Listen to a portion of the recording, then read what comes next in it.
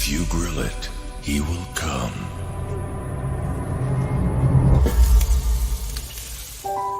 Hey. Hey.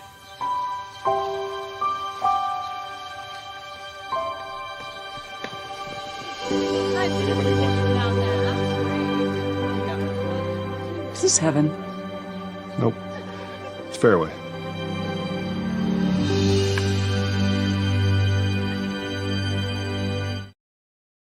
Let's rodeo at the Cinch World's Toughest Rodeo, January 10th and 11th at Wells Fargo Arena. It's rodeo and a whole lot more. Come early for autographs, pony rides, and more. See more action, the best entertainment, and be part of the fun. It's too great to wait. Get tickets now at HighVTix.com. It's wild, it's western, it's pro rodeo at the Cinch World's Toughest Rodeo, January 10th and 11th.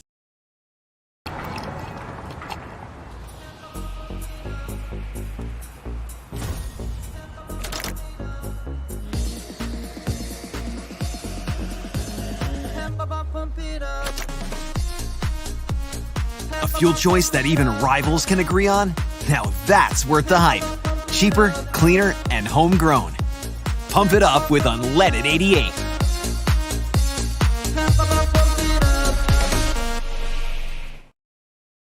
Two guys, two Chris's, one network. Iowa Everywhere. It's time for Two Guys with Chris Williams and Chris Hassel. Presented by Fareway Meat and Grocery from the Channel Seed Studios. Where? Everywhere. Live and always on demand at Iowa Everywhere.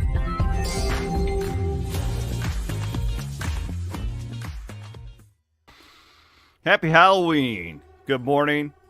Welcome to Two Guys with Chris and Chris here on Iowa Everywhere. Is that some like spooky music I hear in the background? Oh, yeah. It's the best holiday of the year. Shut up. 10:30, I'll be doing an interview with a world-renowned ghost hunter, paranormal investigator on the CW pod. That'll be on your feeds tonight. You can get the kids around the campfire, and you can drink some Steeple Ridge bourbon and listen to it. You can watch it here on the YouTube feed. It's going to be great. We are providing content for all ages and all. Well, for what it's worth, the kids shouldn't be drinking the Steeple Ridge bourbon. My name is Chris Williams. He is Chris Hassel. Maddie Van Winkle. There's no way producer. you actually believe what you just said, that Halloween is the best holiday? It is my favorite holiday. Anybody who's known me a long time knows that Matt, you know that. I love Halloween. Big Halloween guy. I completely go overboard with Halloween. It's like a month-long holiday. How can you make the argument that Halloween is the best holiday? You don't even get the day off of work or school. When I get to work with people like you and Matt Van Winkle, it doesn't feel like work, Chris. I'm going to make it feel like work. Yeah, well, it's starting to feel that way. Why are you such a curmudgeon, I guess, is my question. Like, because Halloween is just fun. Like, I'm just being real. And I'm being real here with you. You have to be a real asshole to shit on Halloween, I think. There's a picture of me dressed up as... Is that back in the day? I asked my mom last night. You look like Nolan Ryan. I asked my mom last night to find pictures of me dressed up for Halloween, and it was really hard for her to do it because there was only like a 5-year period where I really dressed up. Because I've been dressing up for 40 years, man. In third grade, I was like, no, I'm done.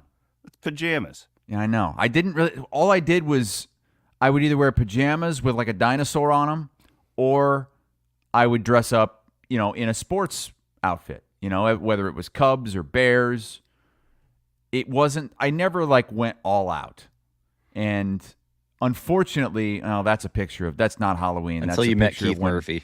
Yeah, Keith forced me to, it was Oscars night on Sound Off like 15 years ago. I thought that was just one of Keith's 46 Emmys that he's won. He made me get painted as an Oscar, and it took me at least 5 days to get all that paint out of all the orifices of my body. Here's why I like Halloween, because it's a blast. You can do whatever you want. You can have so much fun. It's amazing for the kids, and there's no pressure with it. It's not this commercial build up like we have at Christmas. What do you mean there's not a commercial build up? It's all commercial. Not like we have with Christmas. They just completely ruined Thanksgiving. Completely blown over it. You There's know, Chris like, as Steve Urkel. yeah, me as Urkel. Yep, Steve Urkel. Urkel. That's I'm a you clown. too? In a clown outfit? Yeah, I appear to be Matt was talking to my mom last night, getting some old pictures of me. Yeah. Oh, this is my favorite. I was. What are you Bob dressed up? Dole. What is it? What are you, a Nazi there? I was Bob Dole. Remember how Norm Macdonald would do the Bob Dole? Yes. It's Bob Dole. I'm Bob Dole. That was me right there. It's Bob Dole. Yeah, Mama Williams had all the photos. Yeah. This is this trip down memory lane right there. So how long did you guys trick or treat for? Like, how old were you when you finally stopped? I quickly became the kid who would hide in my parents' tree, and I would jump out and scare the little kids. And you wouldn't Are you go looking at trick my or treat erect yourself? beak right there is Big Bird? Oh, I thought you were the clown there too. Oh, that's me as Jim Harbaugh a few years ago at KXNO. Yeah, I don't know. We still dress up every year. I've spent probably thousands of dollars on Halloween costumes in the last decade. I'm talking trick or treating as a kid. When did you finally pull the ripcord? Oh, probably fifth, sixth grade, I would think. Okay. I don't know. I would guess That around should be there. the cutoff. Once you hit middle school, I think then- you should stop. But then, like, I trick-or-treating. was always still passionate about it. I would hand out the candy, and I would jump out of trees and terrify little children, is what I would do. And then I would drive by the academy and make them wave at me. That was the type of person you were dealing with. Did they get to with the dress up 4G. at the Clarinda Academy? Oh, no. No fun at all, huh? You wear your sweats and your, Well, no unfortunately, dressing up. I have to dress up later on today. Some Did you people in the make a comments decision? are 'Cause asking This was really annoying. why we aren't yesterday. dressed up right now. Well, we are serious broadcast Yeah. journalists, okay? Well, and that's what I thought I was at. I hate Halloween, but I'm the one dressed up today. Yeah, It's what not dressed up. You're wearing a coat. coat with pumpkins on it? It's a good-looking coat, Matt. Did you get any pictures of you as a kid? I couldn't find any as a kid. My mom has all those somewhere. I did find one from college that I dressed up with my roommate. We were the characters from I Love You Man, the movie. So You Jason just look like a Segel. homeless guy. You just no. Yeah. You just look like yourself. I know. I just kind of look like myself. We're It's just you swim just trunks walking and a scarf. around shitty San Francisco, Yeah, it's looking like that. God bless you, Maddie. But yeah, I have to dress up later on today, and I'm not happy about it. What did you just? Are you going to surprise us? Well, so here's the story. I've got CBS Sports HQ later. I've never once had to dress up on TV, and I've always kind of looked down on people that do it. You're Anytime, judgmental. I mean, that makes if sense. You're I'm very watching judgmental. ESPN or whatever, and there's a bunch of people dressed up, because I'm always the one like, what happens if there's a serious story that comes about? Like, what happens if you've got to do an obituary on camera and you're dressed like a fucking clown? So I've never done it, but Gerald Ford dead today. He was 84. our Wearing a producer, clown. Jack, for today's show, said everyone has agreed to dress up, and if you don't dress up, you're off the show. Wow. They gave you an So- ultimatum. Yeah, I mean, it's really, it's bullying, honestly. So I was like, okay, well, what can I do that takes the least amount of work possible? And there were some suggestions that I in the group text that you're in, the 3-hole punch that Jim from The Office did one year, because he didn't want to dress up either. He did the 3-hole punch. Yeah, he's also a curmudgeon.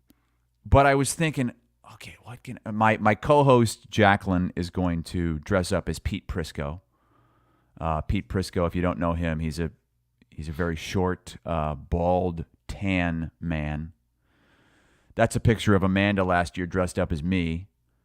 That's pretty good. It is pretty good. She kind of looks like she's got the and loose y'all are meat eating sandwiches. sloppy joes. Yeah, no loose meat sandwiches. Same She thing. she kind of just looks like the girl from Juno that Who got pregnant? Ellen Page. I think her. Not Ellen Page anymore. Yeah, what is it now? I don't know. But that she looks is she- like the way she that die? Ellen What? looks like now. No, she transitioned. Oh. Shows how out of pop. Okay, I'm sorry. So Elliot My Page. apologies. Elliot Page, that's Okay. right. Sorry about that. So God, I just stepped in it. I had no idea. Yeah, you did. Well, you said no longer. Well, yeah, no longer a. And I take that as she died. Like, okay, move on. So, I'm thinking it's got to be easy to do. You guys had the suggestion when I said no to like all the other ones. You guys had the suggestion to go as Caitlin Clark. Yeah, because you guys are twins. That would be really easy to do. All I would need is to get a Caitlin Clark jersey and some long brunette hair. Well, I mentioned it to my wife, and she goes, absolutely not. You are not allowed to dress up as a woman. I said, well, my co-host Jacqueline is dressing up as a man. She said, yeah, women can do it. Yeah. Men can't. Because of that is a good move to not go as Caitlin Clark. Yeah, on the air. You would have gotten on the air. crushed. Yes. It would that not have been good. Bad look. Yes. And she was right about that. Good job, Kristen. Like, it's one thing if you're just walking around the neighborhood like that, but to go on TV like that, open yourself up. And I don't necessarily agree that should be something that's frowned upon. I think that's BS, but I know what she means. So I ended up deciding to go with Josh Pate because what's his kit? It's just a white T-shirt and a bald head. That's it. Are you wearing a clone shirt? No, I mean, I do have that. I have that same T-shirt that he wore with the cyclone thing on it. Because whatever apparel company that was sent it to me too.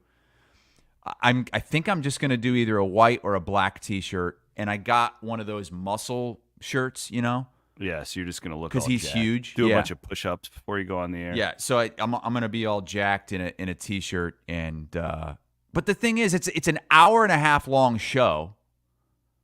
People will tune in and out throughout it.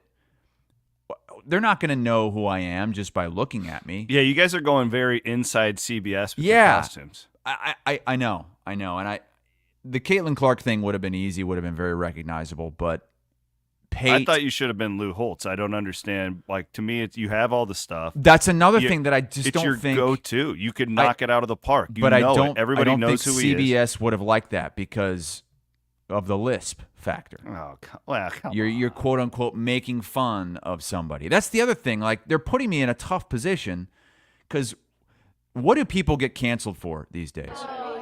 They get canceled for really bad Halloween costumes. What the hell is this? That's one of the viral costumes. It's somebody dressing up as Caitlin Clark with a basketball. And the guy is just in orange, pretending to be the basketball. That gal looks just like Caitlin Clark. That's the Caitlin Clark lookalike. It is? Kind of viral for like looking. Oh like man, that's the girl. Good. Yeah, she does look like Caitlin. That's great. Oh, I love Halloween creativity. I once went as George Strait in college. Chicks loved it. You know what would be really funny? Oh my God, you can't do it. But if you went as George Gay, and it was George, and it was just this flamboyant George Strait character. It's like who are you?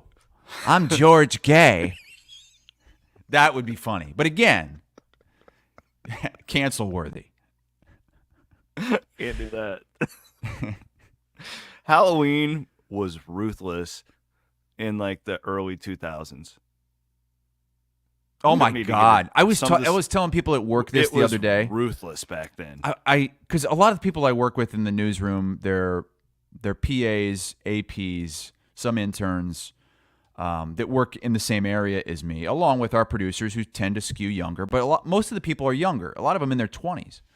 But there are a couple people that are around my age, and so I said, "Do you remember back in like the mid-2000s when people were dressing up as like dead terrorists for Halloween?" Horrible. I don't remember that, but I don't know why you guys would lie about it. So I had a friend, he's still a friend of mine, and he's a teacher. And he Is it dressed the guy up with the Oreos? No. It's not him. He dressed up as a dead terrorist and actually posted pictures of it on Facebook. When was that ever appropriate? I don't told him at remember the time. I don't remember a time in my life where it was like, oh yeah, that's funny. Yeah, this was like 2007, and we had just gotten out of college, and he's looking for like teacher jobs. It's like you can't do that. And he's like, what? I don't understand. Where those? That's the enemy. I was like, well, yeah, but you're dressed up as just this random Arab Middle Eastern person with what about a the gunshot white guys in his who- chest. What about Timothy McVeigh, who's a white dude who bombed? Like, why aren't you him? It's true. It's a good point. Maybe people dressed up as Timothy McVeigh and the Unabomber, and Maybe they they did. did. The Unabomber. People I would be the guarantee Unabomber people in have the been 90s. David Koresh. I guarantee Yeah. that's been a popular costume at some point. Completely inappropriate. The but- big one this year, I think, is going to be, the break dancer, the Australian break dancer, but also these guys that live down here by me. It's AJ and Big Justice, and they have this other character called the Rizzler. Boom. Yeah, the Boom guys, the Costco guys. They live in Boca, which is the town just south of me, and they went big on TikTok. They do these viral. Like, a lot of the college kids now, when they celebrate a touchdown, they'll do their dance, and it's like they've got their arms up in the air and they're dancing like this with their feet the going dances out. are amazing. How big of a deal those have become. Huge.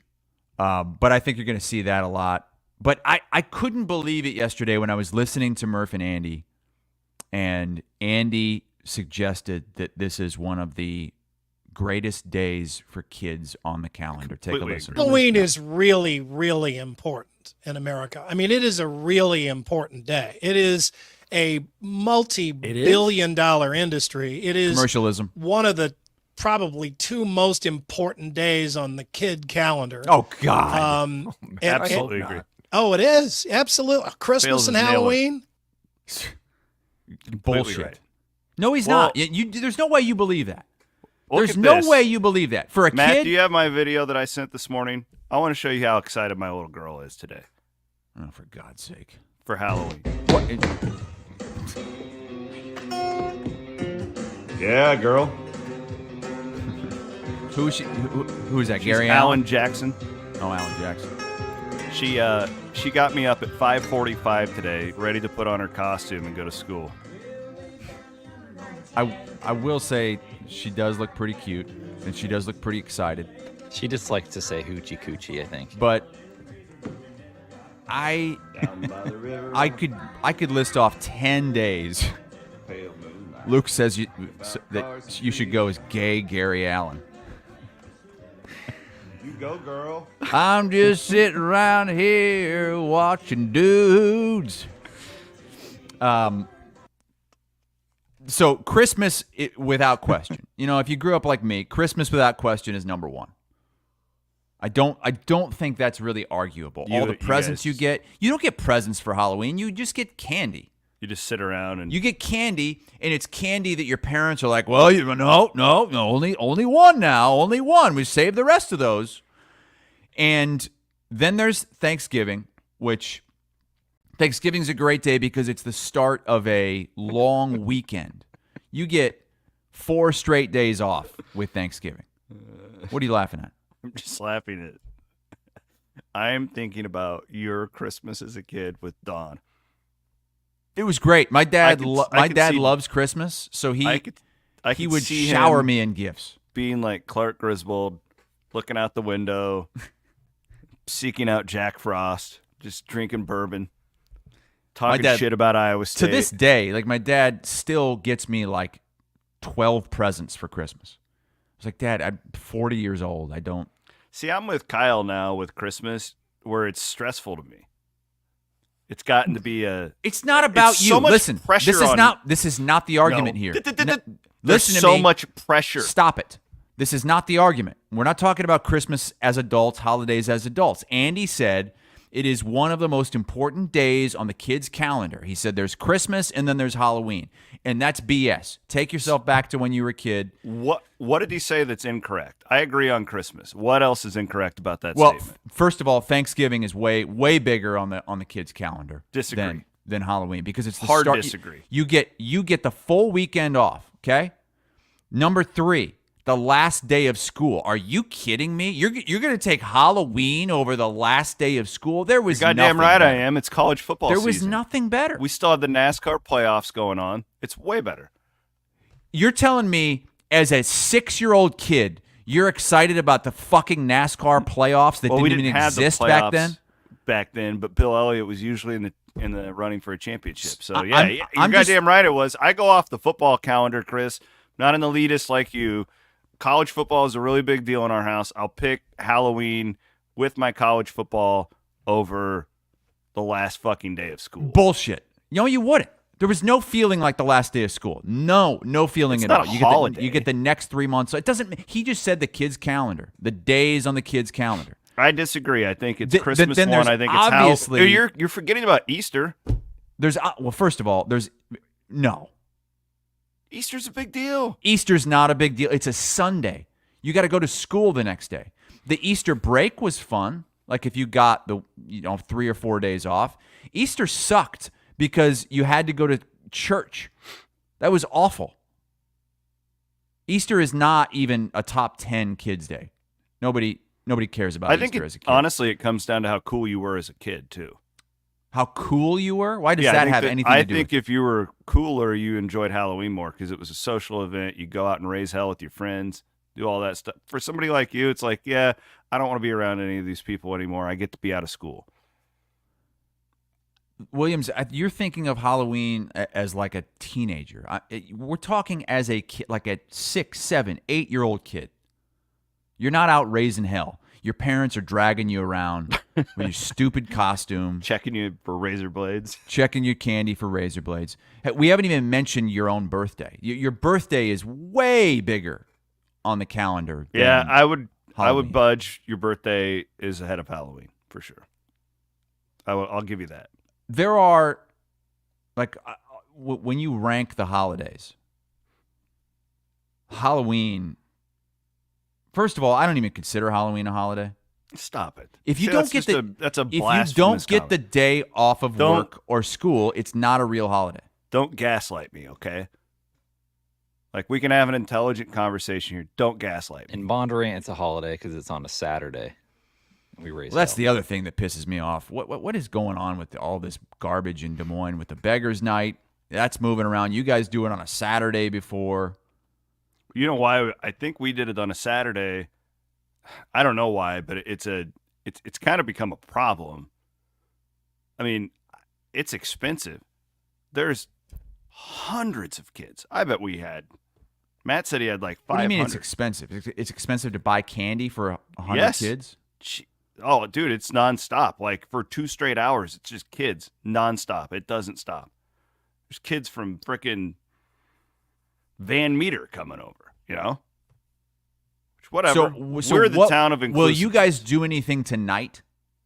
Yeah. So, my kids usually, we have friends in Ankeny that we go and trick or treat with on. So you do the double dose. Yeah, or I'll take them to Ames to my in-laws, and I usually will take the kids around to like family friends so they can see the kids. That will become less of a thing the older they get. But Elise is still cute, so it's like they want to see her. But on a normal day, there would be nothing on Halloween in Iowa because they do the Beggars Night. Yeah, we just all sit around and watch scary movies. So stupid. You know what else is stupid, Chris? You know what's not stupid? What? We Wait. gotta You're going to transition into some kind of sponsor read here. Yeah, because we got a great, I missed it, Matt here. This is great. You can't beat this. This is the best type of marketing you could possibly, you're not even paying for this. Matt says, shout out to sponsor Freedom Tire down by the Des Moines airport. I had a tire go down on my way to work this morning. They were able to get me right in. Currently sitting in the lobby watching you guys. Oh, Look at nice. that. Thank you, Matt. Hey, tell our friends from Freedom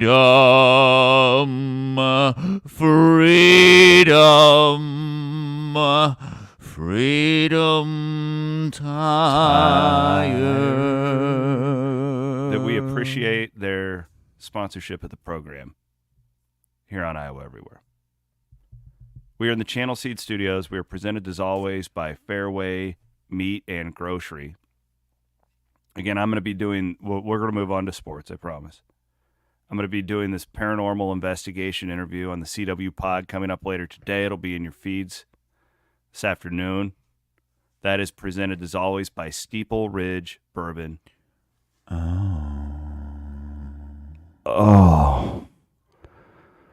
Daddy likes the bourbon in the CW pod.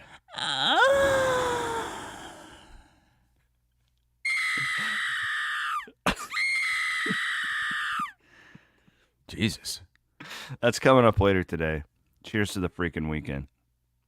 Iowa State is playing for 8-0, which I believe I haven't done the math anymore. I kind of quit doing this, but this would be the first 8-0. Yeah, ever.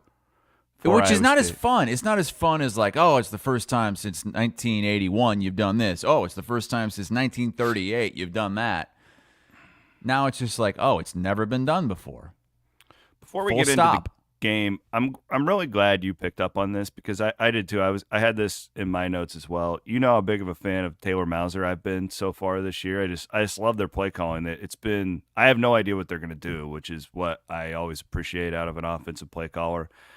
Look at the accountability that he showed in his press conference on Tuesday regarding that game against Central Florida. Love it. For me personally, it's being able to get in a rhythm a little bit. I know sometimes I feel like I throw the quarterback off when I get out of rhythm with where the flow of the offense is going, whether that's slowing down the tempo, speeding up the tempo, just finding consistency there. That way, making it can be easier for him and not forcing calls. I felt like at times last week I was trying to force a couple things here and there, which didn't make sense. It wasn't the right time. So I think just feeling the flow of the game out and seeing what we're getting. We have such a good staff that does a good job of diagnosing what we're seeing on the iPads, the adjustments from what we've seen in throughout the week of preparation, and being able to take what the defense gives us and play football and allow our guys to play fast. So I think just finding the rhythm of the football game and being able to call the right thing at the right time and to give our guys the best chance to be successful, which I didn't think I did a good job of that, for Rocco and our offense last week.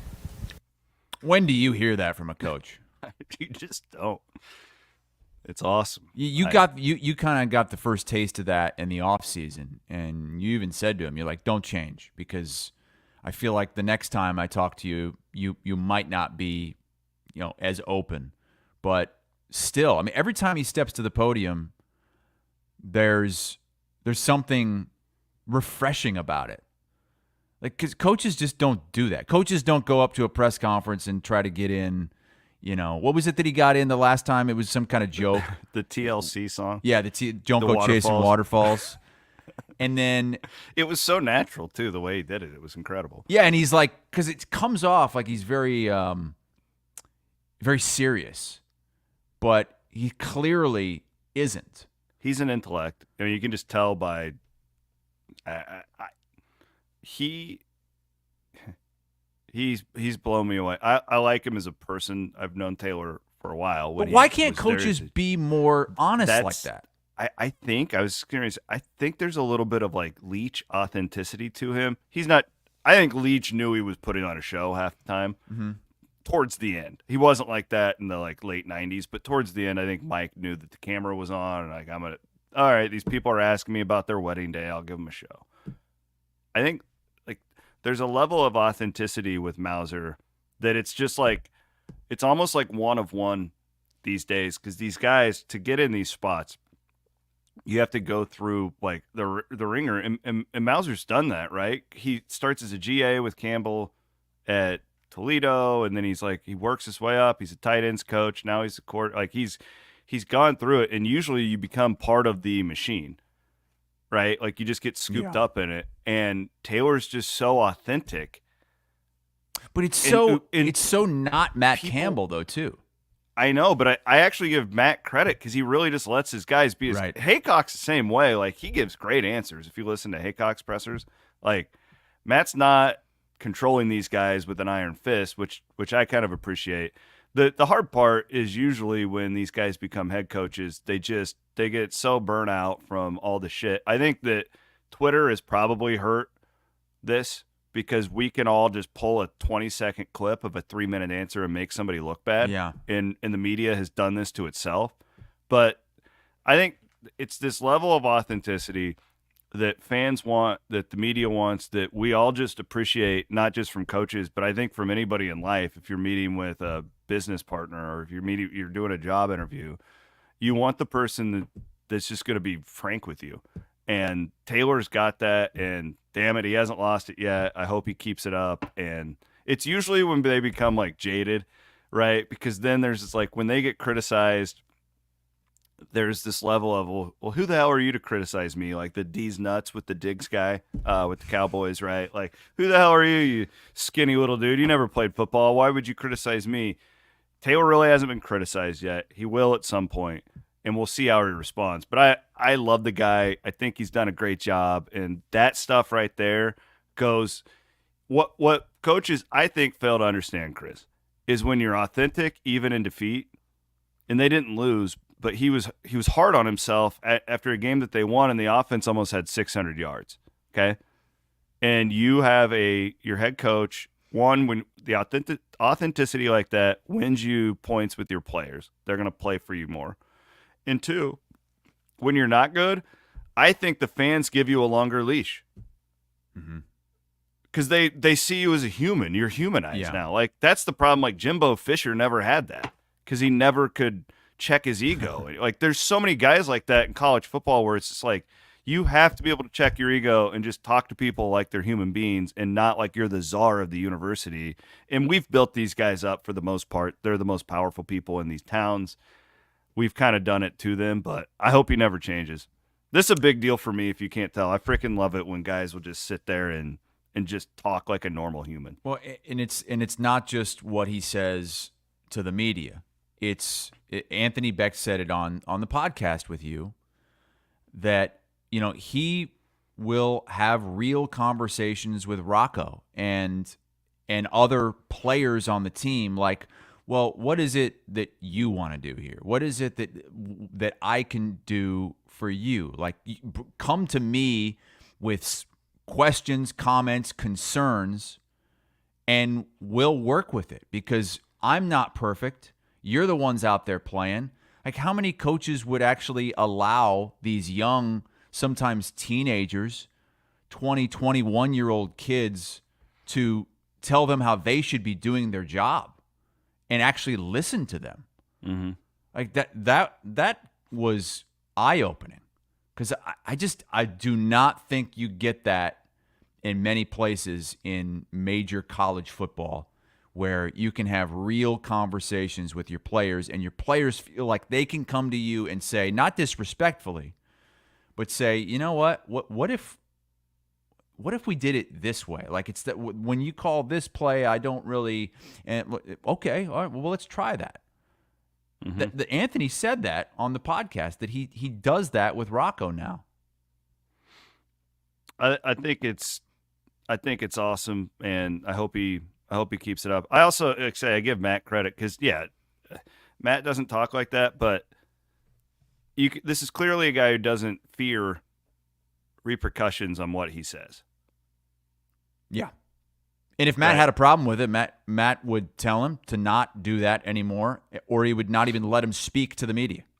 Yeah, you're right. I mean, that's it's all good stuff. So Iowa State gets Texas Tech. It does sound like Texas Tech starting quarterback Morton is probably going to be a player. I texted around the Big 12 yesterday because my spidey sense always pops up when I see an ESPN article about an injury to a key player. It's like, what are they trying to pull? What? So you didn't believe the Thamel report? I didn't. It wasn't that I didn't believe it. It was more, why is that being leaked right now? I've come to suspect liars out of coaches. I think he's going to play. It's from a lot of people who've covered McGuire. He's not as big of a BSer when it comes to injuries as a lot of these guys are. So I think he'll play. I do think Iowa State will be 100% prepared for either way. I don't think there's a huge difference. Like, the number on this game moved by about 1.5 when that Morton news came out. So that's what Vegas is putting on this. So Iowa State's down to under a 2-touchdown favorite. That thing had steamed up to like 14.5 when we thought the backup was going to be in. So Iowa State's still a comfortable favorite in this. I could almost make the argument that this is almost better because you have so much more tape on this guy and he's not as much of a threat with his legs. But that's also a very ignorant comment to make because Morton's like a top 5 passer in all of college football right now. So that seems to be it. I think the bigger thing, Chris, with Texas Tech, and it's why I'm going to pick Iowa State to win this game pretty comfortably.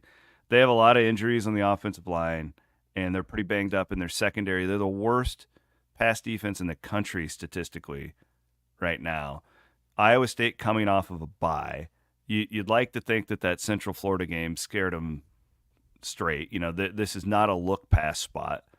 Next week, I agree with you, is the game that's a little bit scary. Kansas coming off a bye. It seems like they're kind of getting things together. Got to go on the road down to Kansas City. But I don't know. I feel like Iowa State wins this thing by 2 touchdowns or more. Where have you landed on it?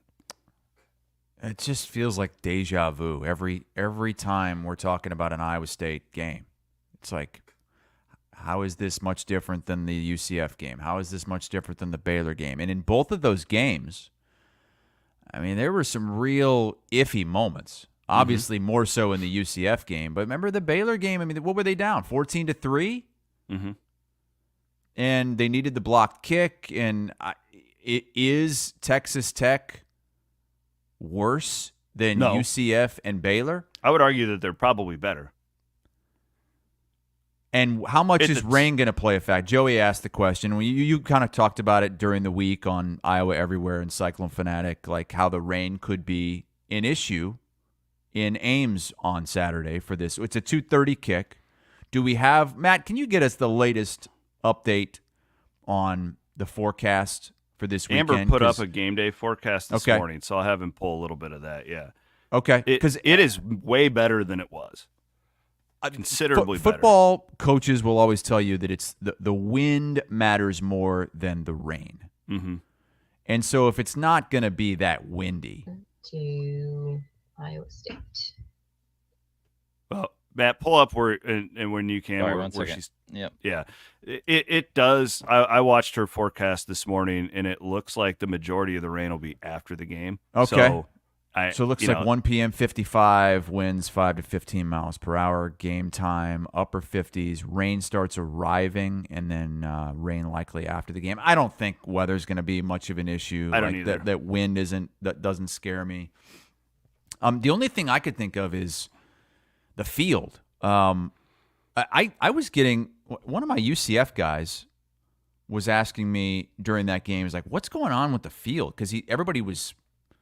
I didn't notice it until he said something about people slipping and sliding on the field. I don't know if it was late, it was a night game, the dew starts arriving, and you start slipping there. But because it's natural grass, that could be a thing. And they have a great running back in Taj Brooks. Really good running back, yeah. But this is more about Iowa State. Is Iowa State – because if they play the way they did these last few weeks, this is going to be a game. I agree. The one thing about Central Florida, man, you had 2 pick sixes. Yeah. It's such a statistical anomaly, and you still won. But in the Baylor game, you had a blocked punt for a touchdown. Correct.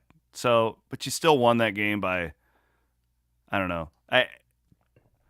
I think the big reason I'm I've pretty much picked against the spread with Iowa State exclusively this year. This is kind of the first time that you don't seem worried. It's not that I'm not worried. Here's the deal. We outlined all these games on Monday. I think they could lose any of them.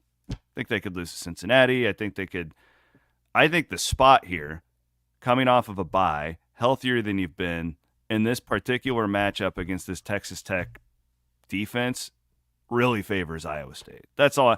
I have my final score. I put it at 45-24. So I'm expecting a lot of points. That's a 3-touchdown win. I think Texas Tech will put up points against Iowa State, but I think that this could be a video game type night for Rocco Becht and Jaden Higgins. Here's the thing too. You think about that UCF game. We talk about the pick sixes, the guy not picking the ball up in the end zone, whatever. Think about the drop passes, the just misses that Rocco had throughout the game that he normally that was a really amazing final drive, right? The wherewithal to pull it off. They played like crap and still had 566 total yards. They did not play well. Like, I could argue that was the worst game of the year for the offense as far as execution goes. Bye week, you watch that tape, and you're going up against a terrible defense. I just think – I don't know what to expect from Iowa State's defense. I'm picking them to give up 24 points, okay? So, clearly, I don't think this is a 50-0 type thing. I just think Iowa State's offense is going to have a really big day. Well, they better, because if they don't have a really big day, this is going to be a nail biter. They'll lose. I mean, honestly, like, because Texas Tech's going to score. They have a really good offense. Joey McGuire's a really good coach. He's going to attack that second level of Iowa State just like everybody else has. There's no doubt. What will be interesting, do you think that they really try and hammer the run? Or do you think because they have really big wide receivers. I don't understand why they wouldn't try to run it at Iowa State with, we've talked about it all year, the lack of depth at the linebacker position and the susceptibility. I mean, look what UCF did. I know that's a different kind of team, a much different kind of team than a running team, but shit, you got Taj Brooks. I would run the hell out of the football and only start going up top if Iowa State can show that they can stop it. Once Iowa State starts to creep up, then hit them over the top. But my prediction is just kind of based off of what I've seen from Iowa State and in Big 12 play, and really outside the West Virginia game, which was their best game. I mean, you screwed around with Houston. That was just ho-hum, like what in the hell is going on until late in the third quarter. You screwed around with Baylor, trailing 12-3, needed a punt block for a touchdown to turn that game around, and you really, you almost screwed your season against UCF. I'm not confident enough that they're just going to be able to run away and hide. My prediction for this game was Iowa State isn't going to be able to put up 35-plus and run away, and that this is going to be tight. I've got Iowa State winning a nail-biter, 27-21. Okay. A little lower Taj scoring Brooks than me. going over 100 yards. That's my official prediction on the Matty Van Randy Winkle. Peterson pick site. I haven't posted that column yet. That'll be up mid-morning. Did Keith get his picks in this week? He did late, but he got him in. He was last one. He's always the last one. Matt, what are you picking for the game? I like a high-scoring game. I'm kind of with you, Williams. I think 42-20, Iowa State. Let Rocco cook. Jeez, you guys think I just don't like their defense, man. I don't either. Like They gave their defense sucks. They but just totally 59. shit the bed last week. Like, I don't know what they're gonna get. I love McGuire as a coach, though. I think he's really smart. They'll score points against Iowa State. Remember, they almost lost their very first game to Abilene Christian, 52 But to they're 51, a different team than that. I know. It's Yeah. credit to that coaching staff for turning that. They've around. beaten Arizona State. They've beaten Cincinnati. They went to Tucson and won. They should have won at TCU. They should have won that game against TCU. Totally shit the bed there. Baylor's really the only, really bad game they've had in Big 12 play. Baylor's getting better in their defense too. Baylor has turned a corner down there under Aranda this season. That's all I got on Iowa State for now. I am going to have this in one of my featured locks coming up later on in the program. Let's thank our friends from Full Court Press. If you're out and about, we have 2 home games, but not everybody goes to Ames in Iowa City. I would encourage you to go and enjoy lunch, dinner, an ice cold beer at the Iowa Tap Room. One of my favorite spots in all of Des Moines. Go and drink the boot at Hessen House. You can go to Fong's Pizza. The entire Full Court Press family of restaurants. They're very good to us here on Iowa Everywhere. Shout out to Bruno and the guys who have been supporters of my work for a really long time. We appreciate them and love promoting them here. They're also a sponsor of Instant Iowa, which will be on. So what time is your kick? You all are at your what, 9 o'clock kick? It's nothing but late bullshit. 9 o'clock kick. For basically the rest of the year. I mean, Iowa has 4 games left. 3 of them are late night. This is this is what is it? It's 6:30 Central kick, but 7:30 for me. And the shitty thing about this weekend is when we have these late games, like I can't just go to bed after the game. I want to wind down, and ideally wind down watching football. There are no games that kick off after 7 Central this weekend. It's a huge miss because this is the Saturday we fall back. You get an extra hour. People are going to be staying up later, and there's no football on. What the hell's up? I don't know. And it's not like there's a big UFC fight or something like that. A lot of times they'll schedule, I don't get it. Or there's like Mayweather Pacquiao or something like that. I have no idea. It doesn't make any sense. I do know there are a ton of bye weeks. Yeah, right? 8 of the top 25 teams are idle. You're starting to see these SEC teams play like FCS teams. This is the worst slate of the year to this point. There have been a couple where we've gone in saying, look out, like even though it looks weak, there's going to be some major upsets. This week just looks bad to me. Thank God Iowa and Iowa State are both playing conference games here because it's a bad week in college football. Yeah, trying to do our top 3 games was a challenge. Really? I almost just did 2. By the way, what is Nick talking about? He says, I've never known Hassel to wear a shirt with a huge stain on it. Is there a stain on my shirt? Can you see a stain? No, I don't see a stain. Van Wink's stain? Talking about the tag? Maybe the shadow of your mic. I have no no stain idea. on my shirt. Come on, Nick.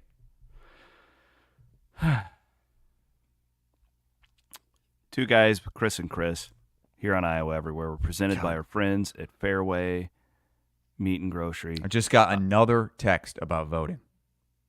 It's non-stop. unbearable. These people need to, or it's not people, it's like robots. My God. Do you And feel I like when you I get them talk from to- both sides too. Do you get them from both sides? Yeah, because I was an independent forever. Yeah. Yeah. Do you feel like when you talk to like Siri that you have to be polite? I don't talk to Siri. Or like I've Amazon never once, Alexa? Do you feel I've like never you need once to be polite? talked to my wife. Can does they the sense talking tone? thing, but I don't. I don't know. Because What- I what- always feel like I have to thank them after they give me like a bit of information. I feel like it's the right thing to do, but I also don't know if it's worth it. Well, how did this come up? What are you talking Because about? we were talking about these robots that are texting us about voting all the time. Did you guys know in the state of Iowa you can register on Election Day? Yeah, I thought Van you could do vote. that everywhere. Vote.gov. Get out the woke vote from Van Wink. Maddie Van Vote. But Matt, not every state you can do that. Iowa, you can. You've probably voted multiple times already, haven't you? I vote on Election Day. Yeah, that's a. Anytime I've voted, it's been on Election Day and in person.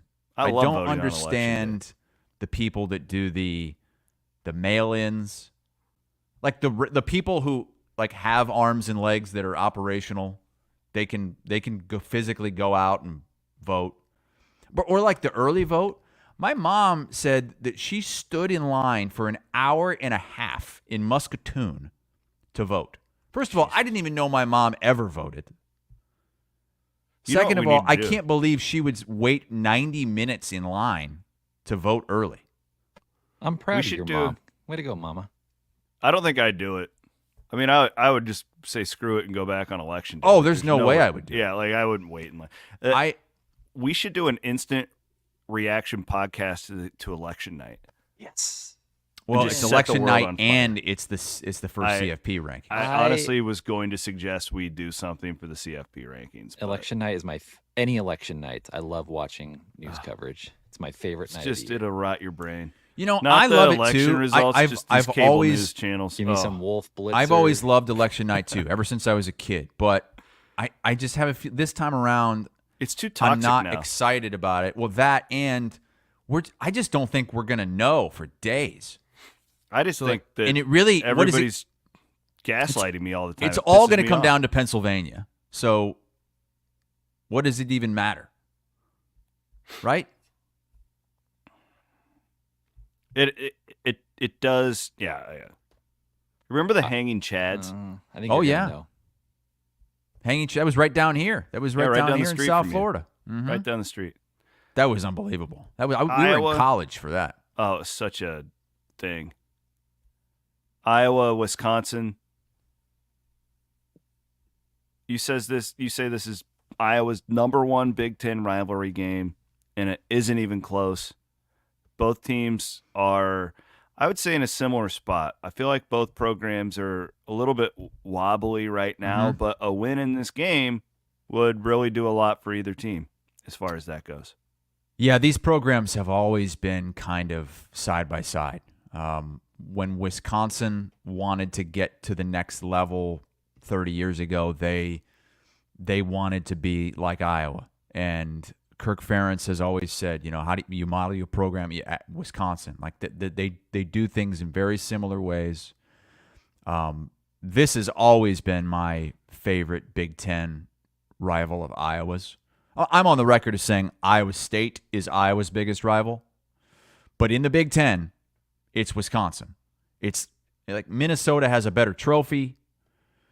Nebraska is just too new, and you didn't have any history with Nebraska before they came into the Big Ten. This has always been the game for me, and then it went up another notch when it was Big Ten West. Basically, the winner of this game was in a great position to win that division, and this isn't that, but this is at least one of those games where the game itself matters more than what it could do for you in the season. Like a win over Wisconsin is it just like a win over Iowa State. It's just a big win. You do not want to lose to that team. It's at Kinnick Stadium. You've got the excitement of Brendan Sullivan finally taking over as the starting quarterback. You've got Caleb Johnson chasing records at Iowa. And unfortunately, it's at night. But God damn it. They're doing this stupid-ass blackout again. What are we doing with these blackouts at night? Why? It doesn't look good. Iowa's wearing all black uniforms, which I think is their worst look. Do a whiteout. They just want to be like Campbell. There's a reason Penn State does the whiteout, and they want to always do it at night, and they get pissed when it's not at night because the white looks great at night. Black looks like shit. It just looks like an empty stadium. It's just a big black hole. Is Penn State this week a whiteout? Yeah. Because this is their whiteout game, but it was chosen for Big Noon. Yeah. Finally, Fox gets a good game for Big Noon. Yeah, I mean, they've had some. Last week, I think their Big Noon game was the highest rated game of the week. Didn't see that coming going into it. It was like a 25-point spread. Right. Ohio State, Nebraska, right? Yeah, but that was a great game. Hassel, what are you looking for in this game? You always do an Instant Iowa. What you write down a few things you're looking for. Is it Brendan Sullivan as the starter? I mean, what are you playing for at this point? What are you looking for? I think I'm most interested in seeing how conservative Kirk Ferentz gets with Sullivan, especially in the run game, because Cade McNamara's out. Chad Leistico is reporting that Marco Lainez is not going to be available in this game. So now your only backup is a walk-on, Jackson So he's Stratton. hurt? He has not said if he's hurt, if it's whatever it is. He said it's not a legal thing. He said it on Legends and Listeners, which came out this morning. Okay, I haven't listened yet. That's good to know. So that's interesting. Iowa is extremely thin at quarterback, so I think they're going to not let Brendan Sullivan be Brendan Sullivan. Well, that would be problematic, and that would change my read on the game if you're right. Don't you think that that's what Kirk Ferentz is going to do? We know how I he hope is. Not. Yeah, I do, but it's just like, again, like we've seen this time and time again when these guys finally get their opportunity. They usually start at the top of the mountain and go lower and lower and lower and lower. The more that they're coached and developed, they get worse. And I'm hoping that this Lester really has the controls and just going to let the guy do what he does. I mean, he's not a great thrower, not that accurate, but he can tuck it and run. I think he's as accurate as Cade McNamara is. Which not very accurate. No, you know. but well, I'm saying, I like, I'm I not, don't think it's a step back passing wise. Oh God, McNamara. no! I think it's absolutely. it's potentially only better. I'm just saying, throwing-wise. like, in comparison to like most college. My point is, I don't think he's going to go out and throw for 300 yards. Right? We all know. No, hell no. So you like, in order for this move to make a huge difference, he's got to be able to run. Right. And that's why we wanted the change. That's why it worked so well last week against Northwestern, because at any point this guy will run and isn't going to just run out of bounds all the time, isn't going to just slide all the time. He's gonna stick his nose in there, and I think that's what makes him a good option at quarterback for Iowa. But I don't think that Kirk Ferentz is going to allow that because of how banged up and thin that room is, and how scared he would be of putting Jackson Stratton out there. Well, that's a good analysis. I was thinking this was an over game, but I don't know if it is now. Where are we at line-wise, Van Winks? Pull up the latest line. Iowa's been it was 40.5 was the favorite number all week. Again, I was 40.5. I was feeling over, but if that's what you're smelling, yeah, I just don't know if I can go there. 40.5 and Iowa favored by 3, Van Winks? Yes, 3. Yep. So I had Iowa 27-17. But God, you just now you got my mind spinning here. Well, is Wisconsin going to be able to contain Caleb Johnson? Is that defense good enough? It is if this Iowa offense is playing in a box, like it did with Cade McNamara. But I was counting on it not, and I was counting on like the best version you'll ever get of Brendan Sullivan in this game. Because I think he's going to have some restraints on him, running wise. Remember when was it now I want to lower it. Alex Padilla would go out there, and it was like they told him, "You can run as much side to side as you want, but don't you dare fucking cross that line of scrimmage." Iowa's got a few injuries too that you got to keep an eye on. They got the tight end, you got the wide receiver. Yeah, Vander Zee is out. But I think you. I get that you don't want to have to go to a walk-on backup in this game, but I just don't think you can play like that. Just play the game. Not in this game. Yeah, don't change the way you would go about it if you had a totally 100% quarterback room. Because how much worse is this walk-on going to be than like a Cade McNamara? I don't know. I mean, you still have Caleb Johnson to lean on. And just because Sullivan might run it 10 to 15 times doesn't mean he's going to get hurt. I don't think that you can go into a game like that, especially like this. Like, this is the most important game the rest of the year for Iowa. It's the Wisconsin game. Because, I mean, if you think fans were checked out after the loss to Michigan State, what's going to happen if you lose this game? I think the worry, too, and it's just based on how college football is built now. I mean, if you have a preseason like Iowa, where you're talking about the playoff, right or wrong, we were, and you're staring down like, oh, if we beat Nebraska, we can go 7-5. I think you really run the risk of, one, your fans just it's not as important, but two, like, God, the programs have to start recruiting in the portal and stuff, right? Right. Like, So you need to see the version of Brendan Sullivan. Yeah. And you have to be fair to him. He needs an opportunity here. He shouldn't be shackled out there and then, you're going to make a decision on the future based on him, not even having his, the reins taken off him during the game. Well, you didn't perform well enough because blah, blah, blah. Well, because you wouldn't let me do the thing that I do. So I think that Iowa at home, at night, juiced up crowd is good enough to win this game regardless. I have Iowa winning this game. That would be the third straight win against Wisconsin, by the way. And I had it before news of the Linez thing. I had this in the Randy Peterson column, 27-24. I don't know that it's that high scoring. I don't know that it'll get to that point, but I still do like Iowa's chances to win this game. I think Caleb Johnson runs for 150 plus again and a couple of touchdowns. Yeah, I had it 27-17, so I was a little more aggressive than you.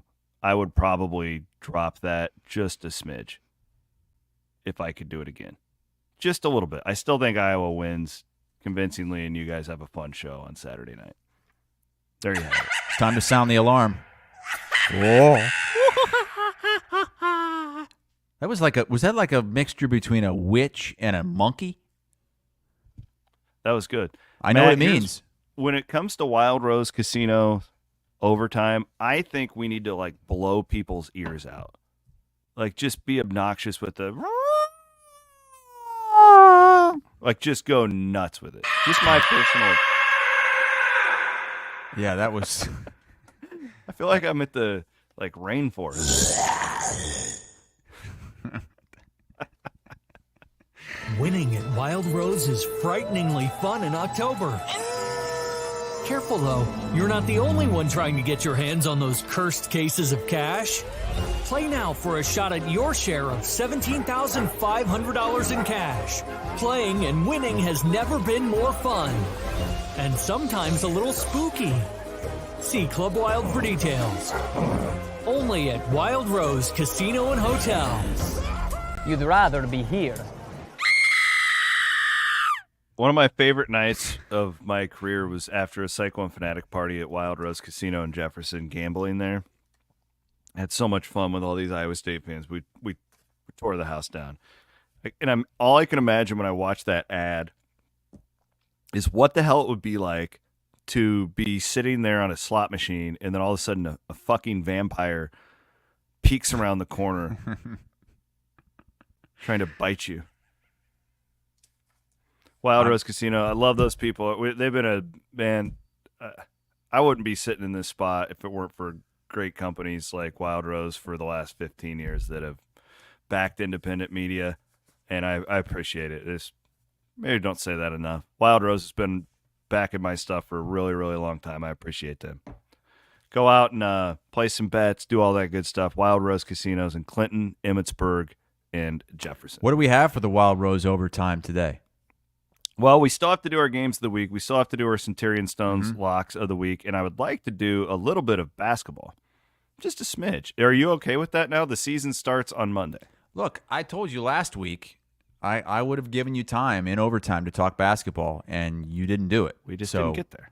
There's a lot of football. We got the Halloween, you know. Yeah, we did spend a good 25 minutes to start the show on Halloween being a shit holiday. It's Halloween.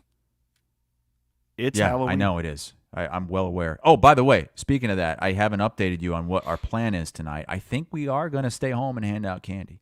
Oh, good work. Yeah, I think we good thought job. We might close up shop and head out to eat to get away from it, but we have the candy ready to go. We only have like 300 pieces though, so once we're out, we're out. Do kids even live in Florida? Oh, yeah, there's kids everywhere. I thought it was just old people. One request. Can you wear the cooter costume for like an hour while you hand out candy? I don't Send have us the a cooter picture. costume. I have it. It's right back Williams here. has it. In fact, I have it packed up. I was going to take it to the studio for the next time you're here and just keep it there so we always know where it is. Okay, Williams, you wear the cooter costume to Ankeny. Oh, God. No. I think I'm going to go with my Daddy Pig outfit tonight. What's a Daddy Pig? Peppa Pig's dad. Oh, for God's sake. Jesus, man. I did get I was Daddy. So Daddy Pig's a great costume when it's cold because I can just bundle up underneath it.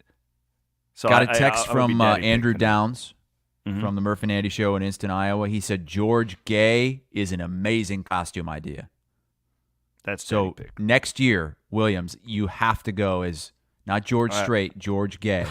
A Who's very George Gay? flamboyant George Strait. Oh. God, Daddy Pig is a fat ass, huh? Or was he's that just what you look like before the tea? A combination of both. Combination of both. By the way, speaking of that, our friends from Game Day, got my even latest blood results back. Impeccable. Oh, did I tell you about my blood results? Not publicly. I think you've shared a little bit with me. How's your tea? So you have no tea. I went. It was a week ago today. I went and had every 6 months to a year I get the whole rundown. But this time I told you I asked for the tea because I wanted to know. Because I had never had it tested. And the lady that was taking my blood, she was like, "Oh, I see you getting your testosterone tested today." I said, "Yeah. Oh, what does that mean? Do you have to take like even more blood?" She said, No, it's just a good thing to get that tested. You really need to stay on top of that. She's right. So, she's had experience. So I got my results back, and I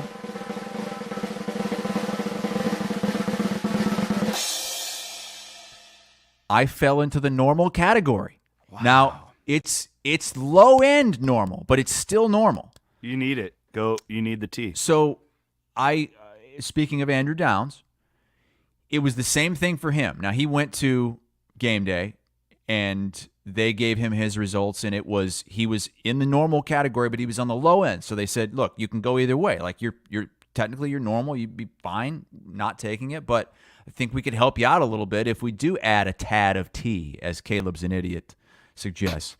So I want to see what happens with Andrew first, because he said he was right around the same level as me. I want to see. Andrew's kind of my guinea pig. Little smidge of tea.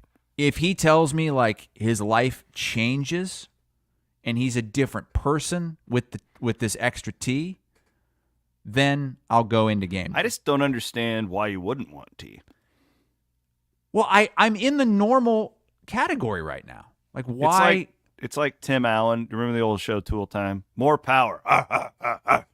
You can't have enough tea.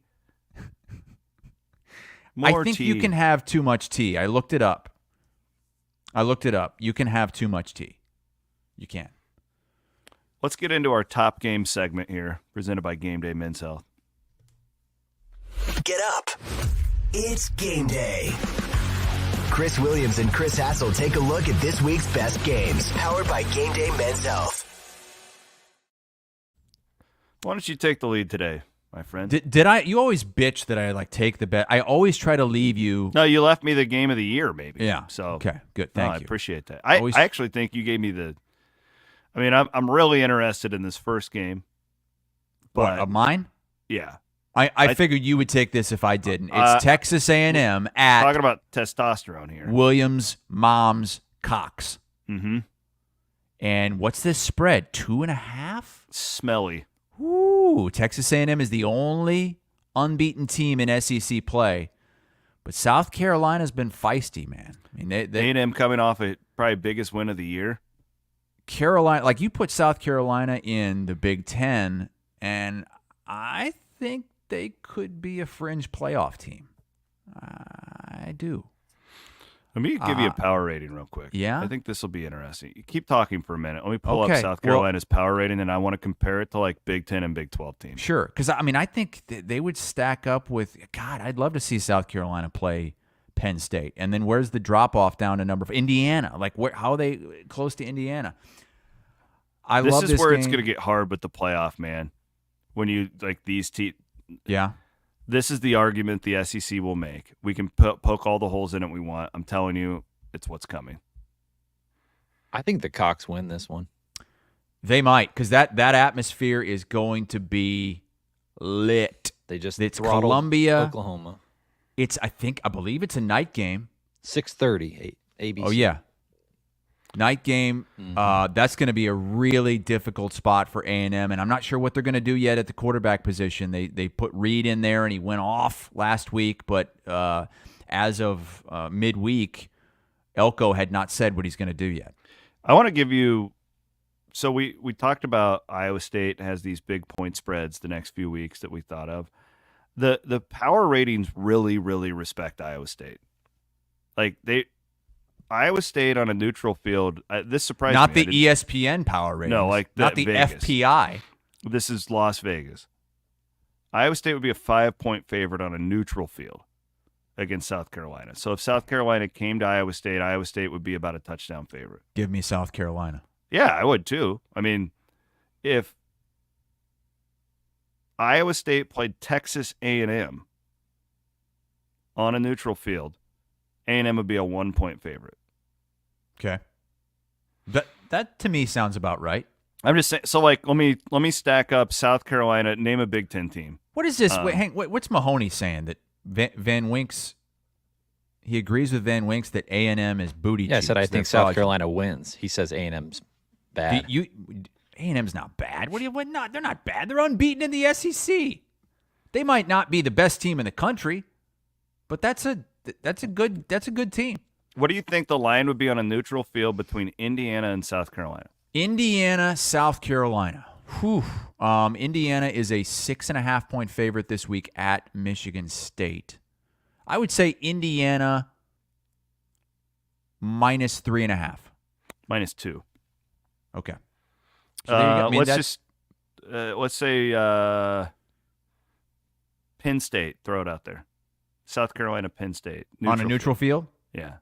Just thrown out there. Penn State -7. 9. So you see kind of where they fit in right there. I don't think Penn State's that much better than Indiana. Like 7 points better than Indiana, basically. South Carolina would be a 3-point favorite over Iowa on a neutral field. Okay. I like it. So that's my first game. Let's go. Again, it's a thin week. So this game is more Oregon, number 1 in the country, at the Big House. It's more like, can that atmosphere potentially stir up some kind of a major upset here? Now, Michigan, we know their offensive struggles, and on the surface, it just seems like Oregon's going to score way too many points for Michigan to keep up. But I felt like Michigan found a little something last week against Michigan State. They were sputtering early, and then they scored on 3 straight possessions and ended up, pulling away, winning that game in a rivalry game, a Michigan State team that looked pretty good against Iowa. I'm just wondering if Michigan can maybe keep this thing interesting into the fourth quarter and potentially throw things way out of whack. Now, Kyle says, does the Big House have much of an atmosphere? Because we have shit on the Big House.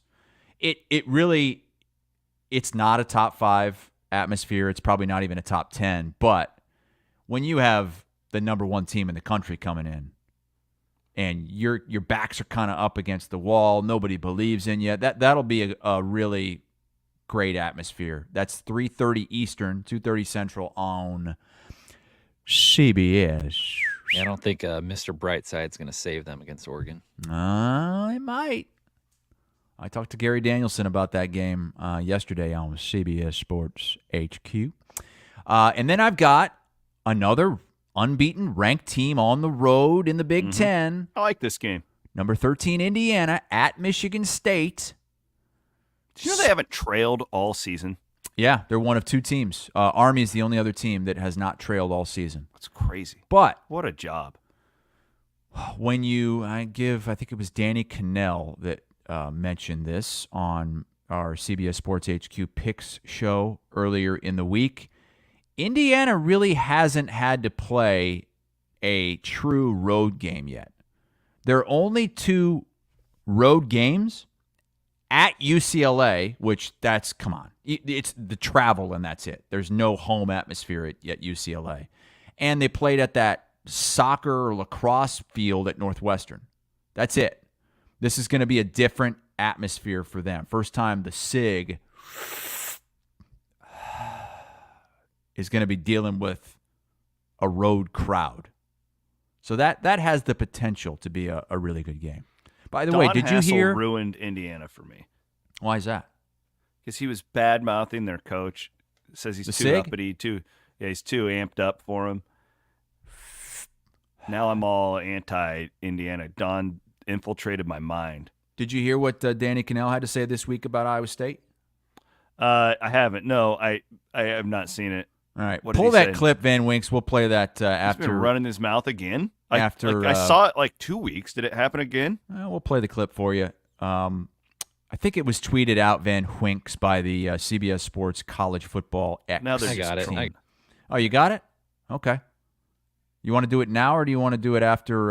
We're doing it now. We're doing it now. Listen to what Danny says about Iowa State this Do week. you know what people are saying about this Ohio State team or Iowa State team? What's that? They're saying this is the most overrated 11th ranked team in the history of college football, that they're not athletic enough to go with the top tier teams in the Big 12. And all you had to do was watch that UCF game, which they squeaked by, barely getting lucky to beat a UCF team that's not very good. So they're saying there's no way this Iowa State team could possibly win the Big 12. You know what? That is not what I'm saying. I'm saying this thing keeps rolling. I think they are legit. I think this is one of the best teams that Matt Campbell has had under his tenure.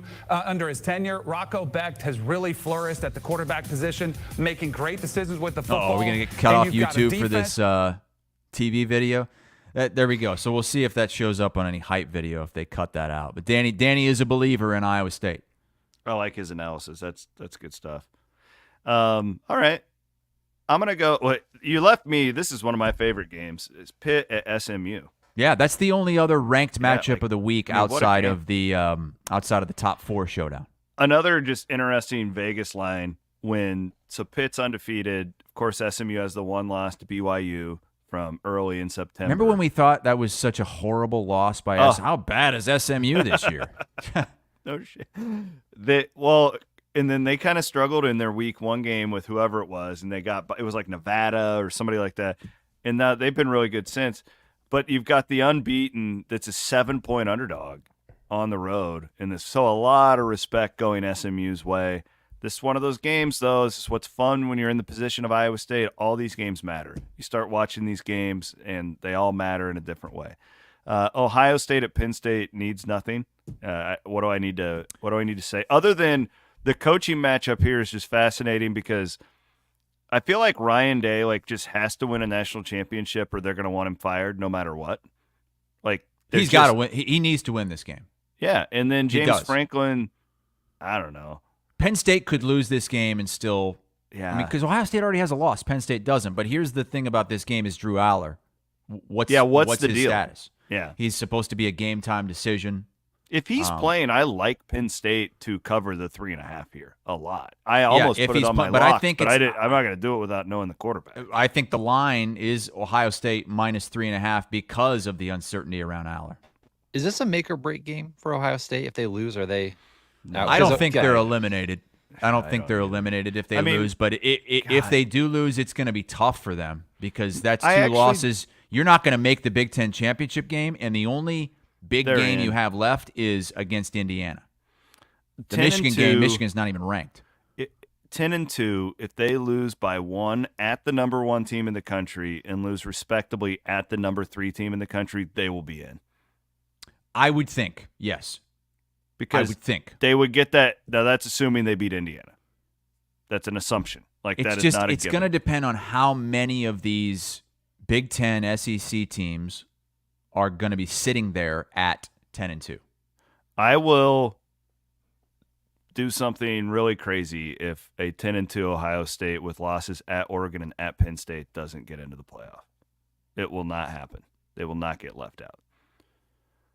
The last one that I'm interested in is kind of for Iowa, and I'm anxious to see how Nebraska bounces back because they get blown out at Indiana 2 weeks ago. And really impressive way to get off the deck last week at Ohio State. If you watched that game and didn't just look at the box score, God, Nebraska should have won. The freshman quarterback missed some throws. They played really well. And no, this is not a sexy opponent in UCLA, but I think he's building something there. It's a slow build. I was really impressed. Were you impressed by them like I was last week? I did not see that coming. I thought they were going to get blown out. Well, that's what I thought they would look like against Indiana the week before. Me too. I was buying into Nebraska, and then they lose 56-7, and it's like, what the fuck? And then you got to go to the Horseshoe to play Ohio State. How are they going to stay in that game? And they did. They had a real opportunity to win that game. UCLA is playing better. Mm-hmm. I do like this game too because it's two opponents for Iowa that they have down the stretch. That's why I have this one circled because it's a big time scouting opportunity for for Iowa fans. All right, let's do our Centurion Stone Cold Locks of the week, baby. Let's get after it. Centurion Stone of Iowa. That Alan Jackson video that we were watching earlier is a good opportunity to see that stone fireplace, my friends at Centurion Stone of Iowa. Was that what that was? Okay. Yeah. Courtesy of Centurion Stone of Iowa, locations in Des Moines. They also have a showroom in Omaha. I just saw a comment from Shane. Instead of George Strait or George Gay, it's George. Go next year as George LGBTQI plus whatever. Stop it.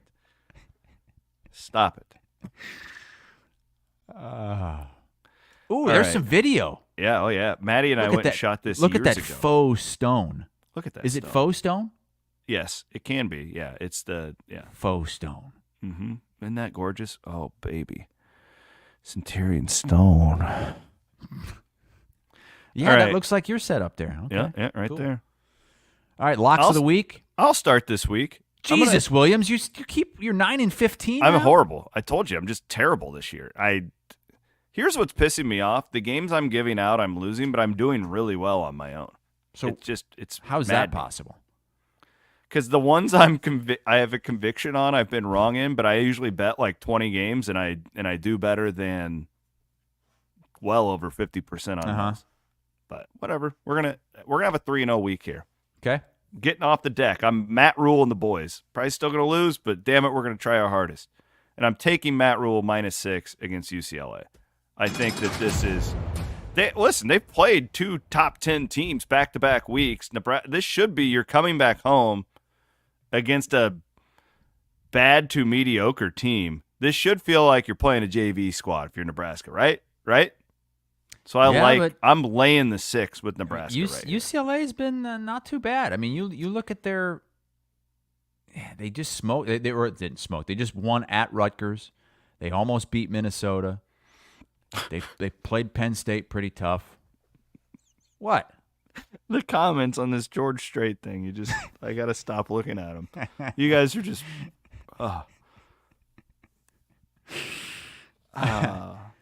I thought that thing said Curious George, like the animated character of the movie. No, it's just instead of George Strait, it's George Curious from Paul. I'm going to take Nebraska -6. Okay. I'm going over 56.5 Iowa State and Texas Tech. You know, part of the reason I did this too was one, my analysis on the matchup, but two was the field conditions. Usually a slippery field. I was counting on a little more rain than it looks like we're going to get. That usually favors offense in that aspect. I outlined it at the beginning of the show why I think this will be a high-scoring matchup, and I'm going to roll with it. And again, I don't like having this on here because of the quarterback thing, but I am. Yeah, I was surprised that you made this pick based on what we do and don't know about the Penn State quarterback situation. I don't love it, but I do. Listen, I think Penn State's good. Like, I don't think this is that home atmosphere is going to count for something. I don't think, and even if they lose, like I like the hook here. Yeah, plus 3.5 is the play for Williams. Penn State at home against Ohio State, and look, if word comes out that Aller is healthy enough to play, you're going to get some points here. Yeah, I think it might go down to 2.5. And the other interesting part of this I saw, I was reading somewhere, Aller's a Ohio guy, and Will Howard is a Pennsylvania guy. Okay, yeah. It's just kind of an interesting side part. I don't like calling this a lock, but it's the most interesting game, and I thought I'd pick it because I do have a conviction that I think Penn State's actually a pretty good team. So, and Ohio State, look into their injuries too. This is why I like the hook here. Really banged up on the offensive line. Like, they are really. I mean, they may be starting like a third-string tackle, I was reading. So, like, that's a football factory. Even their third-string guys better than most of our regular dudes. But that is a really interesting part of this matchup when you look at what Penn State has in its interior defensive line. All right, well, I went 2-0 last week. I'm back to giving out 3 picks this week. So I'm 2 games over 500, 12, 10, and 1. I'm going to start with Minnesota -3 at Illinois. Yes. I like Minnesota is favored by 3 at ranked Illinois. Love it. And this is mostly, I know we got burned last week. I think you did, Williams, on UCF. Yeah, this is the same play. It's a Vegas play here. Yep. This is what? This is the strangest Absolutely. line of the week that Minnesota would be giving points at an Illinois team that's been in the top 25 for the last month. But Illinois is coming off that blowout loss at Oregon. Minnesota has been playing some really good football since that Iowa game. They almost won at the Big House against Michigan. Then they beat USC, went to UCLA and won, and blew out Maryland. So I'm taking the Gophs -3. That's And- a smart play. And then I'm going to go back to that. This is one of the more interesting games of the week that I had, our game day games to watch. Indiana at Michigan State. I like the Hoosiers in this game. That line is, we have it at 7.5. It's down to 7. So you can get that without the hook now. I like Indiana here. Just look, Indiana has just been rolling teams. Michigan State, who are they? They look good against Iowa, but then they go and they get beat pretty convincingly in the second half against a not very good Michigan team. Signetti has that thing going. They don't take their foot off the gas. Like if it's a tight game in the fourth quarter, I still think Indiana could pull away for a double-digit 3-touchdown win potentially. So give me Indiana minus. We have it at 7.5, but right now you can find it at 7. I think in most places. And I didn't like any other college game, but there is an NFL game that I like. This is my first NFL pick of the season, I believe. Oh, he's going against the Bears. I am fading the Chicago Bears after the disaster in D.C. last weekend. I like the Cardinals at home -1 against Chicago. I had an NFL game that I liked too. What was I didn't that? It was I liked the Bills. I think it was 5.5 over the Dolphins. Blow them out. A few of our guys at HQ really like that one as well. Bad matchup for Miami. The Bills have owned them.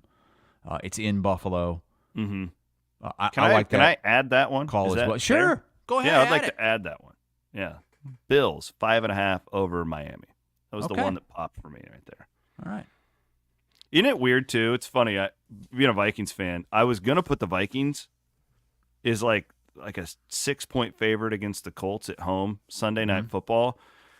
When I thought that Anthony Richardson, the number 3 pick, was playing, and then they put in a washed-up Joe Flacco, and I'm like, fuck that. Yeah. I'm not touching that now. Flacco is clearly better than Anthony Richardson. It's crazy how often this happens in the NFL, and like we just never learn from it. That these old guys that are just smart and they can lead a locker room are generally better than most of the first-round picks. Yeah, wild. But we don't ever learn. Overtime here was presented by our friends at Wild Rose Casinos. We're running out of time. We are going to have all winter to talk about basketball. Yeah, so we've got, first game's coming up on Monday, correct? Monday, yeah. The Iowa State women tip off right after our show on Monday. They always play that where all the kids come. Oh, the screaming kids. Have you ever called a game like that? No, but I've been at games like that. Like the Iowa Energy. Well, they were the Energy when I was there. Now the Iowa Wild. They would have these afternoon games during the day, which, by the way, if I'm a kid, I'm probably ranking the Iowa Wolves day game holiday ahead of Halloween because you get out of school, you get to go to a big arena, hang out with your friends. Cammie was all excited today. The big assembly. Remember how awesome assemblies were? You liked assemblies? What kind of an assembly? Oh man, where they gathered the kids together in the gym to for the principal to talk? No, we would have acrobats come. One time the Kansas City Chiefs mascot came and talked to us about not doing drugs. Wait, the mascot talked? Well, he took Mascot's- his helmet off. What is the Chiefs mascot? KC Wolf. So he took his wolf head off? Yep. Talk to us about drugs. It's very inspiring. Yeah, we used to have a lot of dare. Dare officers would come in. Yeah, the crime dog. Well, that was McGruff. McGruff yeah, would McGruff's come the in. crime dog. We had assemblies all the time. Like, and they'd just like try and inspire us to like be better than the shithead kids that we were. And then think back to your classmates, and many of them turned out to be those same shitheads. I mean, I think you can make the argument. Did we really avoid that? Like, I don't know. What's the worst thing you do? That's a good point. Drink some THC beverages late on a Saturday night.